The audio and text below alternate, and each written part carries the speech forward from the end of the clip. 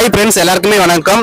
இங்க 2024 நாடாளுமன்ற தேர்தல் வருது. அதுல யாரு பிரதமரா ஆவாங்கன்னு நம்ம அண்ணன் வந்திருக்காரு பெசன்ட் பீச்ல. அவர்கிட்ட கேட்டு தெரிஞ்சுக்கலாம்.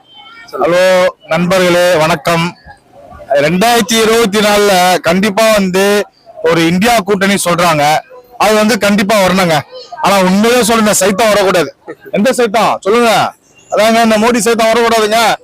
என்னங்க பண்ணாங்க நான் கேக்குறேன். 10 வருஷத்துல என்ன பண்ணா? ஒண்ணு சொல்லுங்க. ஆனா நிறைய பண்ணிருக்கான். மாட்டுக்கடி சாப்பிட்டு அடிப்பாராம். என்ன அது? நாங்க சாப்பிடுவோம்யா. எல்லாம் நார்த் சைட்ல அவன் பண்ணிட்டு இருக்கான். இங்க தமிழ்நாடு வர முடியுமா? குழந்துருவான். எல்லாம் சேர்ந்து அவனை அடிப்பான். அதனால அவன் வந்துடக்கூடாதுங்க. அவன் வரக்கூடாது.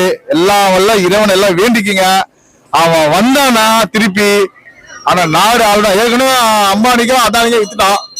இப்போ 2024 அவரு எனக்கு தெரிஞ்சு இந்த இவிஎம் மிஷினை ஃபர்ஸ்ட் யோக்கினாங்க. அவன் அந்த என்ன சொல்லுவான், இந்த சீட்டா வாக்குச்சாவடியில சீட்டு போட்டு பண்ணா அவன் கண்டிப்பா வர மாட்டான். அதனால காங்கிரஸ் வந்தா ரொம்ப நல்லா இருக்கும் சார்.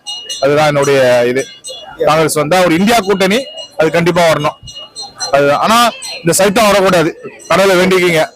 அவன் மிகப்பெரிய சைத்தான். 2 சைத்தான்.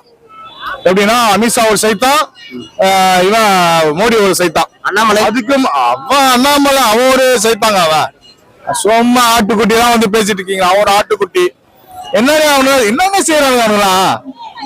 மனித நேயங்க. இது தமிழ்நாடுங்க, இந்தியாங்க.